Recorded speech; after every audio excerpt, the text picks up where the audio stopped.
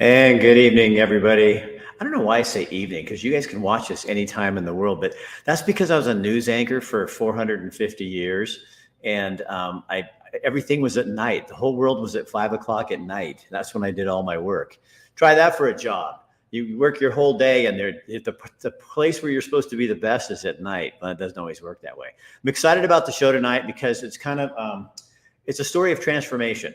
It's a guy I met. We'll talk about that. And Eugene years ago went through some pretty tough stuff. And I've been watching him online, and I'm like, dude, this guy's like really coming around, and life is good. And so I texted him and said, let's talk together. So he said, I will do that. Now I've got some new opens here, so I don't know which ones they are till I hit them. But we cannot do this without our sponsors. And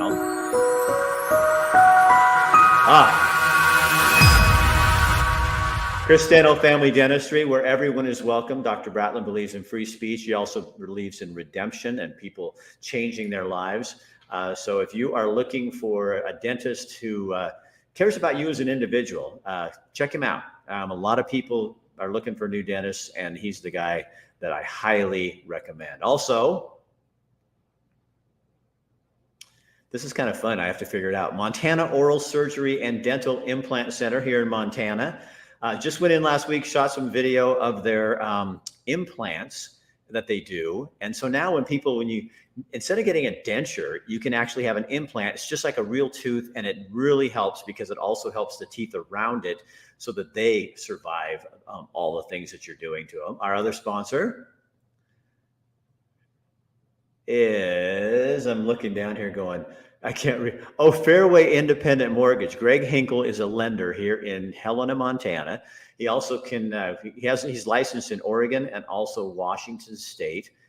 He's awesome at what he does. And if you're looking for somebody to help you through that process of purchasing a home, getting the money that you need, Greg Hinkle out of Helena is your man. One of the biggest. And that's Albert Taylor, Endless Possibilities. They're an awesome organization, Eugene Springfield, centered out of Springfield, work with people with different abilities. So these are group homes. Staff help them have the life that they want to have.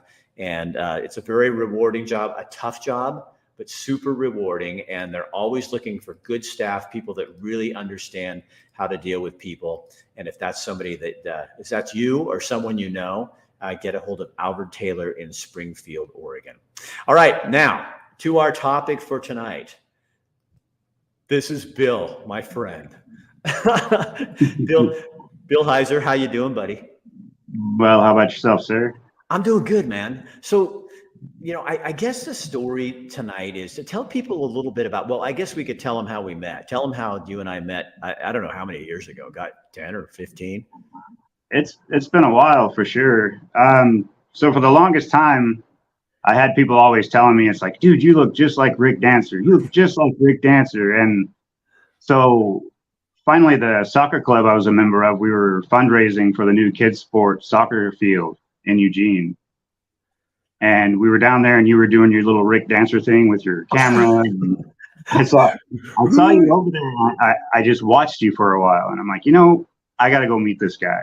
And yeah, I mean, from there it was kind of like kismet. I mean, we ended up going together and hanging out a bit, having coffee, and yeah, we loved each other. It was good stuff. Because and when you came up, I had just started kind of sporting that haircut, and I go, oh my God, we do kind of look like each other. So, but you had, I mean, growing up and so you had a pretty rough life, which is what I found super interesting about you, because I think we all have rough lives, but it's like you were so open about talking about kind of the things you went through. And that's what I loved about you. And I still love that about you. Yeah. I mean, it's kind of interesting. I mean, the childhood wasn't all that terrible. I mean, there were circumstances, of course, I think that we all kind of suffer some damages growing up. For me, I was kind of, I won't say tossed around, but my father lived in Oregon. My mother lived in Texas. And I moved back and forth between them often. Like, I don't think I ever really fully completed a year of school anywhere. It was always back and forth. And then I had aunts and uncles that I intermittently stayed with as well. So I think growing up, I kind of felt disconnected in a lot of ways. And I think that in the long run ended up contributing to some mental health type issues that, because you never, is that a lack of stability kind of thing? I mean, or trust maybe? I don't know. I kind of think there might have been, something leaning towards the trust issue thing, never feeling anchored anywhere. Right. Like my siblings, they were anchored in the family because they were always there. They never left. They never saw anything else. So they had the 365 life, and mine was kind of ramshot. So I never really felt anchored in anything. And as I got older, I think that really started to affect me. Like I never could knuckle down with anything, jobs, relationships, spirituality, especially. There was like a lack of anchor in God. And I don't think we ever, maybe we did. You tell me. I don't know that we ever used to talk about God or anything like that. Did we? I don't believe so, and I think that a lot of that, I feel like I was still kind of floating around the idea of spirituality. I've sought my entire life to find God in everything. I've lived in Buddhist temples, Krishna temples. I've studied, of course, Christianity, and but I never,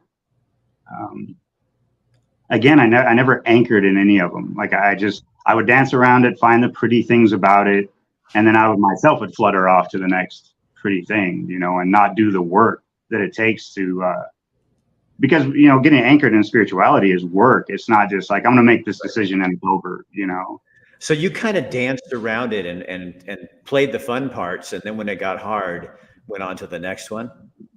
Exactly. And it's funny, like my meditation the last few days has been about accountability and how important that is, like in our daily life and our spiritual life, to hold ourselves accountable to who we are and how we practice and what we represent.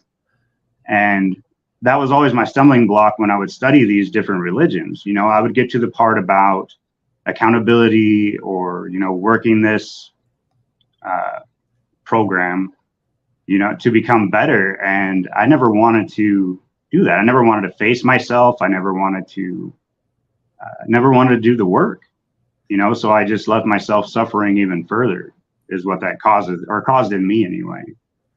So I remember a time, and I don't remember how long it goes, but you will, when you just kind of disappeared. And I was getting phone calls and seeing stuff online, and I'm reaching out to try to find you. Kind of tell people that story, if you would. Yeah, so I don't remember what year it was either. It was a few years ago, though. So again, not anchoring myself in anything solid around recovery, spirituality, family, like any of that. I left myself wide open to some hardcore depression. And I found myself in, what I've always called the dark place. And as things built up, like with in recovery or mental health or anything like that, I find that the more knowledge that you have, the more you have to become accountable to things. Like, right. And speaking of like recovery AA, they always say a head full of AA and a belly full of booze is torture. Because here that this is what I should be doing, but this is what I'm doing. Right. So I got to that dark spot, and honestly, I just threw in the towel to everything. And, it's that dark humor. I tell people about that experience. It was, very Leaving Las Vegas, if you remember that movie. I do. And that was it. To not to overshare, but I disappeared. Everybody's looking for me. Flyers are going up, and I had no clue. I was in my space, and I didn't even consider anybody's feelings or whatever. And I had found a hotel room, and my serious intent was to drink myself to death. I was done. And every day it just got worse and worse. Like the further I got away, the harder it was to turn back around, you know, to feel the familial love, to feel God's love, to feel all of those things. It was more shame and powerlessness and just emptiness. And I wish I could pinpoint exactly what it was that just made me make the phone call to my family. I ended up calling my mother, and saying, okay, this is where I am. This is what's going on. And after that, that's kind of the turning point, I think, when everything started to get better. I think that was, go ahead. What was the darkest place? What was the darkest moment? I think it was just there in that hotel room. Like I said, I mean, I literally just wanted to die. I wasn't eating. I was drinking a couple of fizz of Rumplements every day. And I just wanted everything to stop. And I was an absolute give up. And I mean, being in that space, locked in that hotel room, I had turned my back on my family, including, children. And I turned my back on God, and that place was it was empty of any kindness. It was nothing but void. And I think that was probably the scariest, darkest part of it, was that. So you call your mom, and you think that's the turning point. What did it take after that to move on? So while I was gone, my brother, who happens to live here in Texas, he flew up to help my mother look around Portland trying to find me. And he was like a big influence in all of the changes, or he helped with that.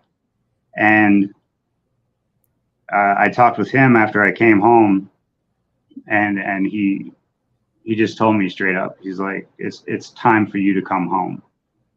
It's time for you to come home. So with that, I moved back to Texas, and it's been absolutely the best thing in the world for me. It's been amazing. What did that say to you from your brother? What did that tell you? That little Bill. It's interesting because me and my brother, we're not, we're very close now, but growing up, we were never super close. He was more of the football player, spice guy, like hyper intellectual. I mean, I was intellectual, but I was more chaotic. I was more into poetry and music, and so we just never saw eye to eye a lot. Right. So we fought a lot. And when he said that to me, like he had said it before, he's like, you need to come home. But at that point, when he said it, there was something in me that was willing to hear him. And when I was willing to hear him, what I heard was love. What I heard was, he really had my best interest at heart when he said that. It wasn't some selfish, egotistical thing. It was, I love you, and you need to come home, and we need to fix you, Had you heard that before? Not really. I mean, the women in my family hear that from more, but like the men, a lot of us are not, But you never fit in? No. I mean, I've always been a bit of the oddball and the wild child. You could say that. Yeah, I mean, I did a lot of formerly black sheep, now gray. Yeah, I think I'm actually leaning more towards white. even. I mean, I do a lot of work. I mean, I've really been putting effort into becoming the kind of man that I want to be, and that's kind of it. Is What is nobody that? else. What is that? So it's funny. I'll lead with this. So I used to believe that I had to be a certain kind of man. I used to believe that, for example, like my stepfather, I believe that he was the epitome of what it is to be a man. And he was a hard man. He was a fighter. He was strong, and just he had all these qualities that I did not have. So I didn't think it was attainable, for one. I never thought that I could be that type of man. So over the years, I've been very fortunate to meet mentors that are men that I consider mentors, including Deacon Tom English from Eugene, yourself included. Oh, thank you. My employer here at Just Supplies. I mean, there are these men who are examples of the kind of man that I want to be, and that is, I want to be a kind man. I want to be compassionate. I want to represent honestly what God is doing in my life, right? And do that with love. I mean, I think that the way that I was raised to believe a man should be, there was no room for that. There was no room for sensitivity or open honesty about how you're feeling, and so I think I don't think it, I know it is a work in progress, what I am becoming. And I feel like a good man today. Because for so many years, you were probably living up to that expectation and going, here you are, super spiritual, very, the way God made you is that you sense things that other people don't sense. And so you can't put, and like myself, you're really, really bad at putting something on. Like in terms of, I'm going to act like this because that's what people expect of me. I did that for 30 years as a news guy, and now people think I've gone crazy. And it's like, no, you know what? This is who I am. This is me. I cry, I laugh, I'm passionate, I'm sensitive, I understand things, I hear things from God that you don't hear. These are the things, because I'm in tune on a different level. And I don't mean it's better. This is, in fact, it'd be easier to be that other dude and live my life. So like if I could carbon copy that, that'd be way easier. But this is the way I was designed, and I think you're the same way. And I think finding that is like so amazing, because, and isn't that interesting though, Bill, too, because you were always looking for Buddha or the newest religion, because you were searching for that, okay, God, if you're here, what is it? And it was never, he was speaking to you. Oh, what about this? What if he was talking to you like you would want to be talked to, but you couldn't hear it because your expectation was God talked to you like your stepfather? It's a good possibility. I mean, I'm thinking about that with my own family, my own dad. It's right. Like, I grew up with this father like this, and I then think, okay, if God's my father, then he probably talks like this.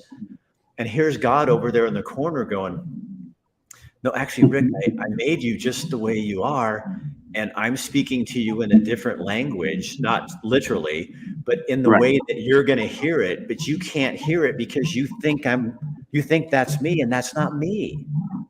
Right. And I think that for myself, I think it comes from, the way that I was raised with, again, the ideation of God, what that looked like. It was the same thing with everything else. It's like, I assumed that everybody else's perspective or take on God is the appropriate path. Right. Not allowing myself to have it personal.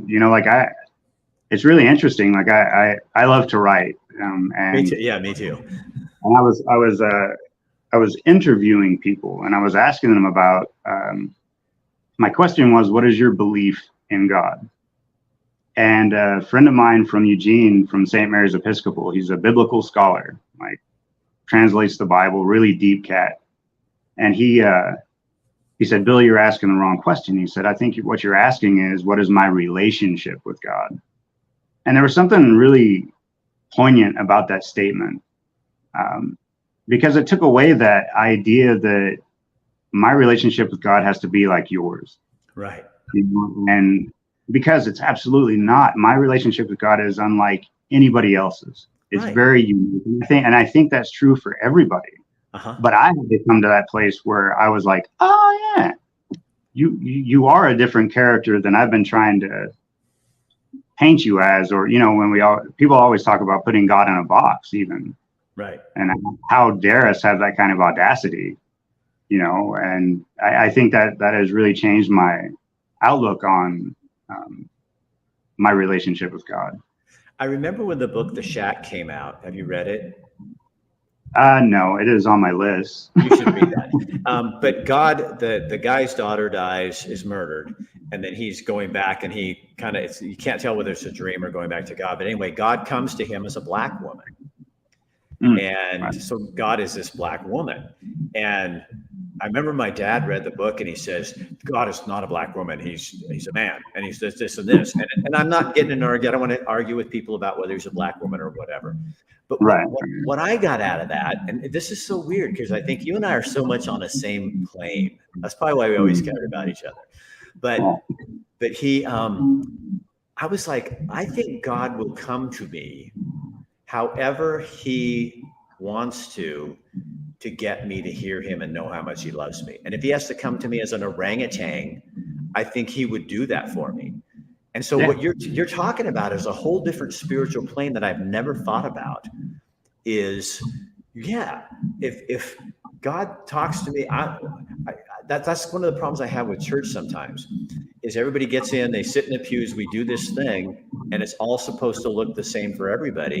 And for me, I kind of imagine God kind of laying there, and sometimes when I have a bad night, he and I spoon in bed. He's next to me. He spoons there, he holds on, and he goes, "Don't look around. Don't look around." And yet somebody else would say, well, that's when you get up and you get on your knees and you pray. To me, it's like, no, I'm cuddling. God and I we cuddle. And that's what we do. And how is that not a form of prayer? I mean, communication with God is really what that's about. So, well, and if everybody would kind of look at it that way, then you'd realize that if you hear something that other people don't hear, it doesn't mean it's wrong. You know, if it lines up with his word, it doesn't mean it's wrong, but he's going to communicate with. Bill, I knew asking you to come on here was going to be eye-opening for me. We never got to bridge this gap like the God thing.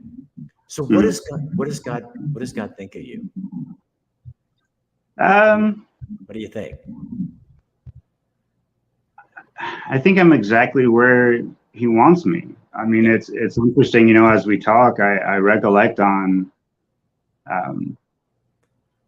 we talked about that one dark spot, but there have been many, you know, and I've traveled the US. I've, been in Boston, Chicago, New York, Denver. Like I've been all over the place, and I have done ungodly amounts of drugs and alcohol, trying to find peace. You know, I mean, I've put myself in dangerous situations, and God kept me safe for some reason. I mean, I have friends that I traveled with that have passed on, from one got hit by a train. I have friends that have OD'd.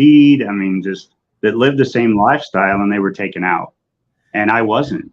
So I can look back in retrospect, and you talk about God speaking to you. God spoke to me by protecting me.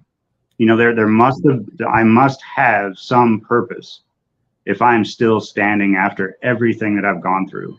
No, I mean, and I'm not going to dredge this up, but I remember you and I sitting down to coffee the first time, and you told me some of the stories of your past, and I kept a straight face. But I remember going home to my wife, and she didn't know you or anything, but I said, I can't believe what this guy's lived through. Because, I mean, you did we all have, and I'm not judging you. You know that I love you, but you did some bad shit. I mean, stuff that I go, wow, I can't even imagine, And that's when I saw you living in Texas, and that you were doing so much better. And I went, I got to find out. Well, I know now. Now I know exactly why I had you on the show. Because I'm learning from you, Bill. We always learn from each other. No, I agree, and I do too. I mean, conversation is the best form or best way to learn, really. So what are you doing now? You're in Texas. You got out of Oregon. How important was it for you to get away from what you were? And because I think people don't understand that. Sometimes people go, "Oh, Rick, you moved off to Montana." I had to get away from being Rick Dancer. Now I still am, and I'd still market myself this way, but it's different.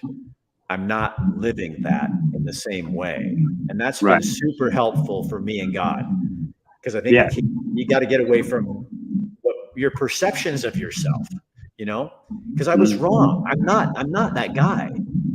Right. And see, it's interesting because, again, I'll go back to my brother. And when I came back down, we had lots of conversations because I felt a serious shift in a lot of my beliefs. Like I try to stay out of it for the most part, political discussions, social discussions, stuff like that. But one of the things that he pointed out that really resonated with me about living in Oregon is I surrounded myself with good people. I mean, don't get me wrong, they were good people.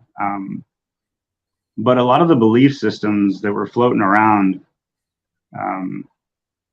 they weren't me. And if, in order to hang out with these people again, I was back to putting on a face of, sure or no, I absolutely agree with you. And back in the back of my mind, I'm like, no. And I felt it kind of before I came back down here, I really started leaning into libertarianism, right? I mean, I was like, I really like the ideas behind that. And then me and my brother were talking about that, and he's like, you're a Republican. I'm like, no, listen, like there's this, and I really like what they're saying here. And he's like, no, it's because you're still holding on to trying to put on a face to impress other people. You're trying to say that you think this way in order to have this person like you or be a part of this thing, and again, I think it's very similar to the relationship with God thing, because it's finding a truth within yourself that you can do business with, where it's I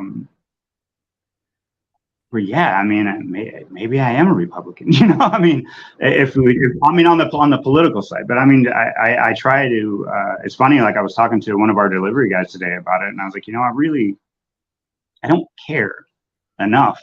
I mean, if there's something politically I find wrong, then I'm going to vote a certain way, plain and simple. Right. If there's something social going on that I disagree with, I'm going to adjust my personal life to make that change in the world, because that's all I can really do, and I find the same is true in pretty much every aspect of my life. If I am right with me, then I am right with the world. And there's nothing in the world that can shake that. Right. Well, see, what I don't think people sometimes back in Oregon understand about leaving for us, not for them, but for years, I bit my tongue a lot because I knew how much I could say to get along. And people would walk up to me and say weird stuff like, well, obviously you wouldn't vote for Trump, and you're going, so how arrogant is that for you to think that obviously no one, I mean, you didn't ask, you didn't say, what do you think of Ron Wyden or anything like that. Right. You make an assumption that everyone thinks like you do. And I think that's a huge flaw in the Oregonian people. Yeah. And if you don't jump in that line, you are ostracized. Yep. And I think COVID really brought that out. That's when we left. We went, I cannot live like this, because it was watching the most, like if you didn't, my body, my choice for abortion, but when it comes to my body, my choice for a vaccine, I don't get that. And exactly. you go, wait a minute. Do you see the hypocrisy in that? And they don't. So let's get back to God. What do you think is the next thing for you, Bill? Well, that's a good question. You know, I really try to do this one day at a time thing when it comes to my relationship with God. I pray for insight.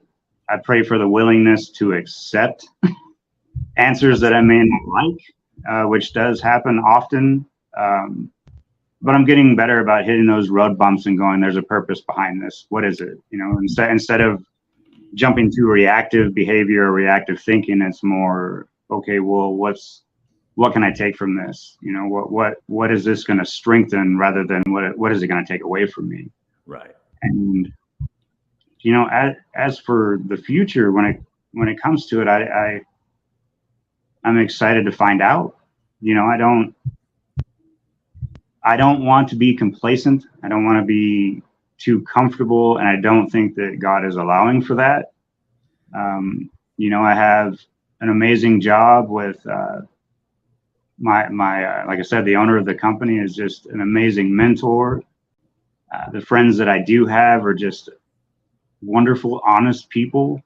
I have an amazing woman in my life. My children love who I am, and you know, so really, I mean, all I can do. Do you have peace? For the most part, I do. I really do. You look like it. You really do. You look like my friend Bill, but kind of what I thought you would be.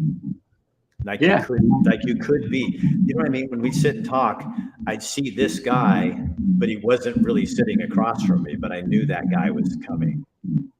Yeah, I think I was still quite distracted with knowing that I wasn't being the man that I could be. You know, and I think that was a very, very uncomfortable place to be. Well, and especially if you don't know what a man like you would look like, because you're basing it on, you know, this false image that it fits for some people but doesn't fit for all of us. And exactly. I mean, I relate to that. You know, it was always, here's what you're supposed to be. And it's like, well, I'm not like that. I think about deep things. If I go to a football game, chances are really good that my wife will be watching the game and I'll be finding you or someone next to me going, hey, so now what are you up to today? and having, because I got so much time on this earth, and I want to spend that meeting as many people and understanding them, maybe better understanding me.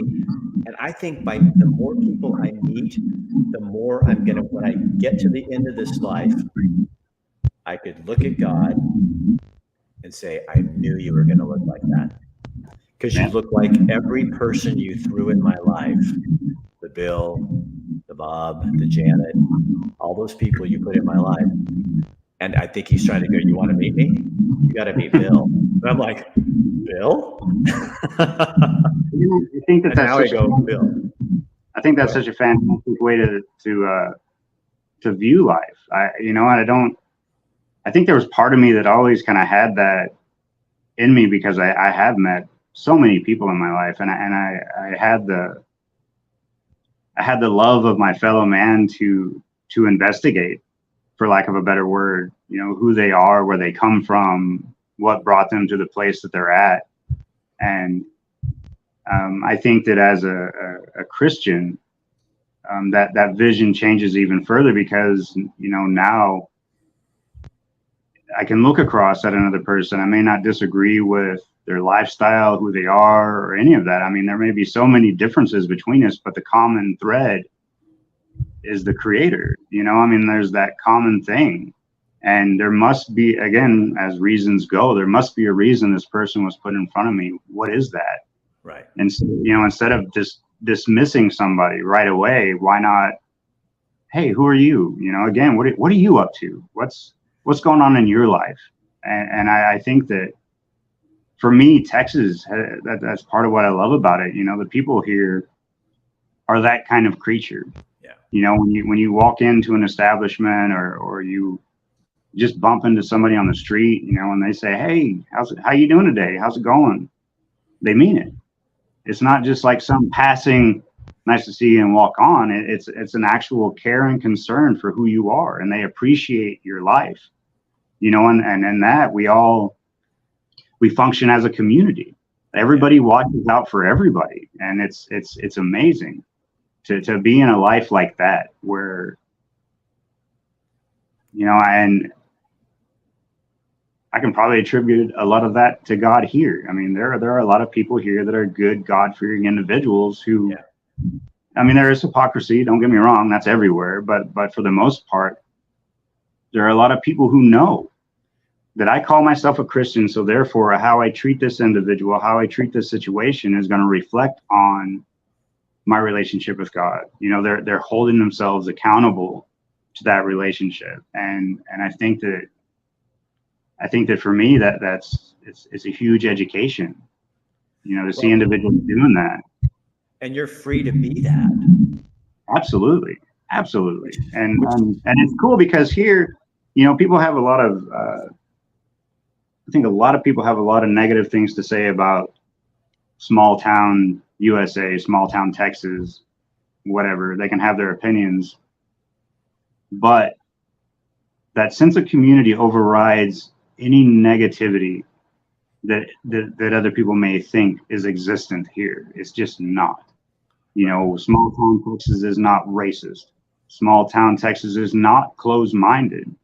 Small town Texas expects you to be responsible for the person that you are, and, you know, and to be respectful to others. You know, those expectations are there, and I think those are prudent. I think those expectations are necessary to find peace in your life, because living like that, you don't have that, well, I'm going to conform to this conversation, I'm going to conform to your belief. I'm not going to do that.